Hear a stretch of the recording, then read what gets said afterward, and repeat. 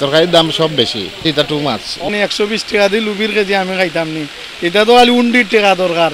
Bank থেকে যাবে গড়ুকে বাজার হয়ে সব দিয়া যাইতো অনেক বাড়তে ডাবল। তরকারির দাম সব বেশি বেশি, এটা টু মাছ। চুরি টাকা দিয়ে এটা তো উপায় নাই, আমিও ব্যবসা করি। আমরাও মালের দাম বাড়াইছে, ঢাকায় বাড়াইছে, সিন্ডিকেট করা, সব সিন্ডিকেট করা, অন্য এক সিন্ডিকেট, অন্য এক সিন্ডিকেট। 120 টাকা দিয়ে লুবির কেজি আমি খাইতাম নি, এটা তো খালি 19 টাকা দরকার।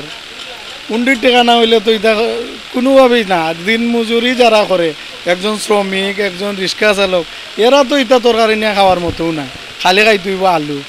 এটা ভাই রুজিও তুইব সেই রকম। সবটা তো ঊর্ধ্বমুখী। ব্যাংক থেকে যাবে গড়ুকে বাজার হয়ে সব দিয়া যাইতে হয়। মধ্যবিত্ত কেমনে নিব? 1 কেজি খাকরুল তো 1 কেজি খাকরুল যদি নেয়, 1 কেজি চাউলের দামে 1 কেজি খাকরুল কিন্তু নেই। মধ্যবিত্তর মানে বাঁচিয়া থাকাটা খুবই সংগ্রামী হয়ে গেছে, এখন খুব কষ্ট করিয়া বাঁচিয়ে থাকতে হয়। বাড়ছে, ঠিক আছে, আগ থেকে অনেক বাড়ছে। 30 টাকা পটলের কেজি বর্তমানে 60 টাকা বিক্রি হয়, অনেক বাড়তে ডাবল। তো আয় অনুপাতে ব্যয় করতে হইব, যার ইনকাম যত ইনকাম অনুপাতে তারা তো চলতে হইব। কিন্তু যদি একটু হঠাৎ বাড়ি যায় তাইলে তার ইনকাম থাকে তো এটা তার গাড়তে হইব, যার ধরুন হয়তো কষ্ট হইব যারা মধ্যবিত্ত বা নিম্নবিত্ত যারা আছে। সরকার যারা আসেনি দায়িত্বে তারা হয়তো এটা খুঁজিয়া বার করতেও পারবো যে সিন্ডিকেটের মাধ্যমে ওর কিনা না দৌ না হয়তো। তো এগুলা সরকারের নিয়ন্ত্রণ, এবং সরকারে যে বাড়াইলে তখন তারা বাড়ায়। গত সপ্তাহ বলতে আজ 8-10 দিন ধরে দাম, এর আগে আরো সপ্তাহ 15-20 টাকা কম আছেন কেজিতে।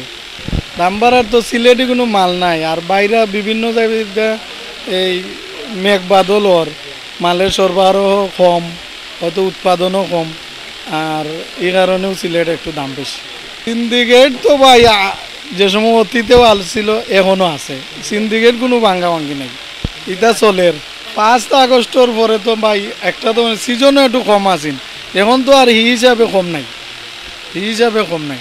আর সিজনও যেমন আমাদের সিলেটে যে সময় উৎপাদন হয় এই সময় তো তরকারির দাম কম, বাইরে ডিস্ট্রিক্ট থেকে আওয়া লাগে না, এই সময় এমনিতেই কম পায়। এখন আমরা সিলেটি কোনো মাল খুব কম, 1-2 পদ আছে সিলেটি আইতেছে রাজশাহী থেকে, যশোর থেকে, উত্তরবঙ্গ থেকে, রাজশাহী, ওই বিভিন্ন সৈয়দপুর বিভিন্ন জায়গার থেকে, আর চিটাঙ্গি মালও আছে।